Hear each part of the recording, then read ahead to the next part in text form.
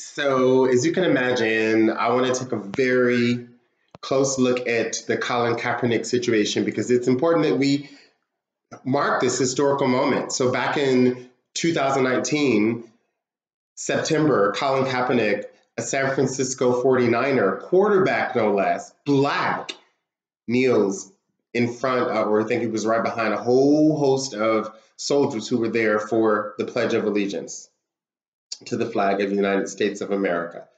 And he was saying he wanted to raise issues related to Black Lives Matter. Excuse me. In interviews subsequently, he has said that he specifically was tired of what was going on in San Francisco, right there where he was living. So he was using his fame to raise to raise awareness about this issue. Now, he was blackballed and he was bullied. He was blackballed by the NFL. They didn't hire him subsequently. And he was bullied by President Trump, who said, quote, "Get that son of a bitch off the field." And literally, people got him off the field. Fast forward 2.5 years later, February 2019, he's getting paid in court. And by paid, I don't just mean he's got some money, but that's our system of justice. Unfortunately, justice means you have to sue someone in civil court to take away their money to represent some form of justice. And so that's what happened. That's what he got. What he does with that money, that's his. And I'm not here to talk about that, although his activism has already shown that A, through his profile, he can raise money and awareness, and B, he's also given his money and time to several social justice causes. So there's a lot to be said for what he's doing. It's not ironic that we find lots of other people who are in the public sphere doing this, and I hope that we increasingly see more. But why is it important that Nike stood behind him? Here's why.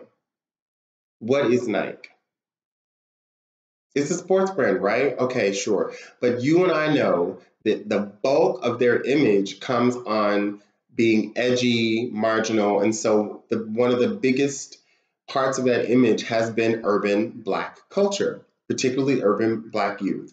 So even now, we think of it as in terms of their sportswear has become everyday wear. And then like jumpsuit, I think half of the people I know under 25 have 2 or 3 of those Nike or Adidas or Puma jumpsuits. And Nike is the most iconic brand because of one word, Jordans. They are collector's items, and this is both an urban sport, an iconic Black figure, an underdog, someone who came from the streets and rose up through this like Superman.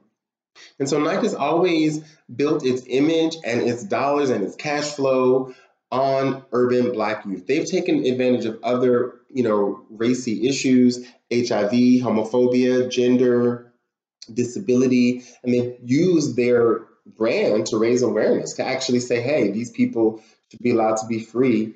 And freedom, of course, is represented by the ability to, have a sport, do a sport, and wear Nike while doing it.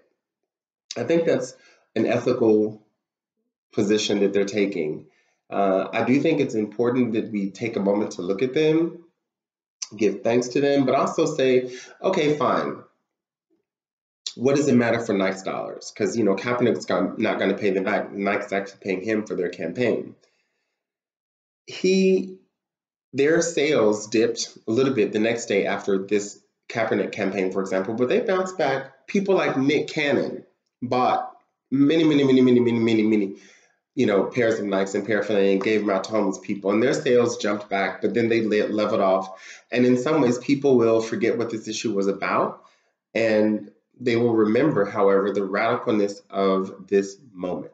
So thank you very much. I am not trying to promote Nike as a brand. I'm just saying that this is a critical moment in our modern culture when we think about social media, social justice coming to the fore in the wake of the Occupy movement, because it's not enough for someone to sit on the sidelines and just be wealthy and just be famous. You have to come correct.